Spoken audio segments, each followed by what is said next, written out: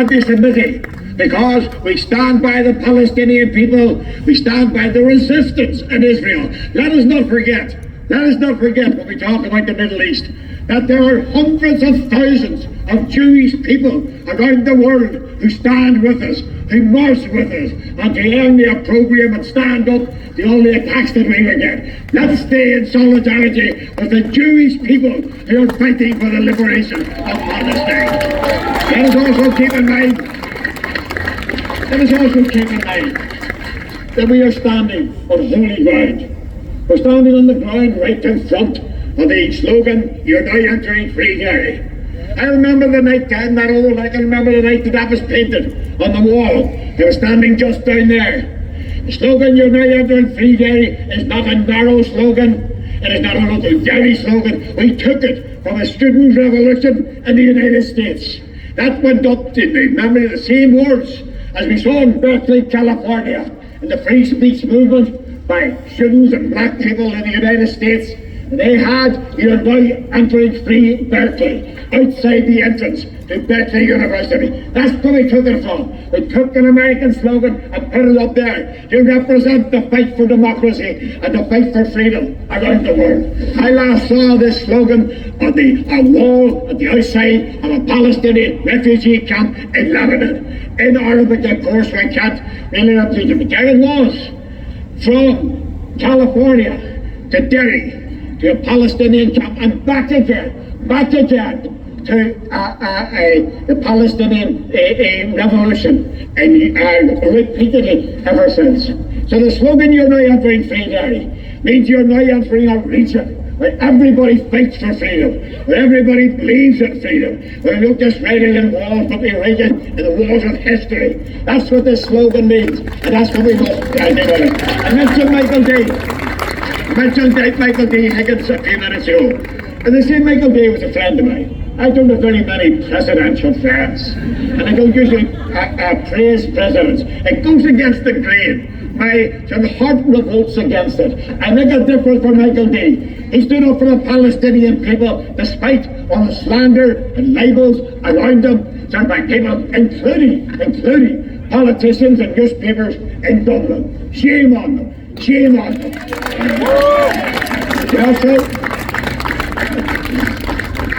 I also say this about Michael. I was talking to Michael years ago about the Middle East and Palestine.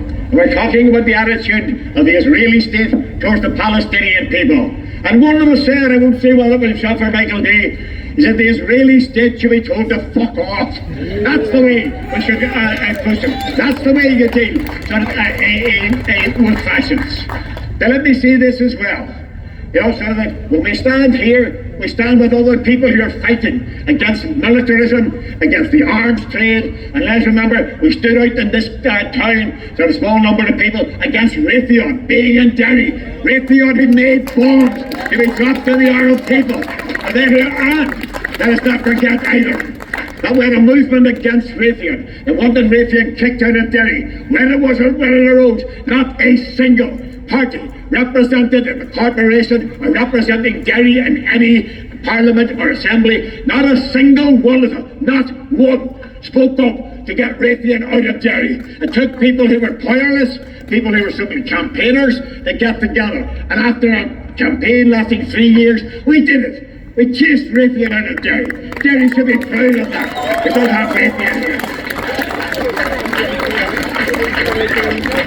Let us also pay tribute to the other groups sort of around these islands who have fought against the persecution of the Palestinian people. At the moment, there are 18 people in prison in London. So the people from around Bristol who represent the Flinton 18 students, they're in there for 15 months.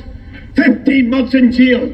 Some of them in solitary confinement. Some of them have been strip searched. They did it simply not out of violence. None of them lifted a fist or a hand against anybody. They just protested in solidarity with the Palestinian people. You know, sort of there are people commit crimes sort of considerable magnitude, and they go through the court proceeding. They don't get 15 months. They are not strip searched, but they do it to our comrades who stand for peace and equality around the world. We must stand against that. And in Dublin, We had Sarah Seal, a young woman who was so extreme as that she coated her hand in washable paint and stuck it on the wall of the Department of Foreign Affairs, just to imprint that. She's in prison. She's in prison. She's been strip-searched in prison. What sort of grotesque society do we live in when a woman who stands sort of to protest against that is strip-searched in prison and still comes out that is still strong and is still standing up? We should send our greetings to her. We send our greetings to everybody who represents the Palestinian people. And every now and again, a cause comes, sort of which should unite the whole world. In the 1930s, before my time, it was the Spanish Civil War. And we had people leave these shores to go and fight for the Spanish Republic against the fascists, the Catholic fascists of Franco. After the people fighting against the Vietnam War, Spain, Vietnam, well now is Palestine. Palestine is the front line of the world. Anybody who stands for freedom anywhere must stand with the Palestinian people. And we must stay, and we will stay here until the Palestinian people are free. Not because we're being sentimental and charitable about people somewhere else, but because it's for us too. Freedom does not be bound by boundaries. If we are not free, nobody's free. If the Palestinians are not free, and the Palestinian people are free, none of us is free. Because if we collude to the persecution of the Palestinian people, then we are renouncing our own commitment to freedom. We will lose. We'll be the losers if Palestine loses. We'll be the winners of Palestine actually wins. That's what we have to concentrate on. We have to concentrate on the fact that we are not a small group. We're not a small enemy, but we are not a small faction here in Ireland. We represent a huge movement. It's happening around the world. In every continent in the world, there are people on the streets that are fighting for the Palestinian people. We're fighting for the Palestinian people because we remember injustice, because we can see injustice elsewhere. We are all Palestinians when it comes to this fight against oppression and against colonialism. So we've got to stay strong. We've got to stay strong. We've got to kill it. And remember, when you look at that wall behind us, what really made the difference in this country was not the rattle of machine guns or people making eloquent speeches in parliaments. It was the sound of marching feet coming from the masses of the people. That's what did it. That's how they make advances. And that's what we must go back to again. Free Palestine. And through freedom Palestine, free ourselves. From the river to the sea, Palestine will be free. Free Palestine. Free, free Palestine. Free, free Palestine. Thank you very much. Thank you.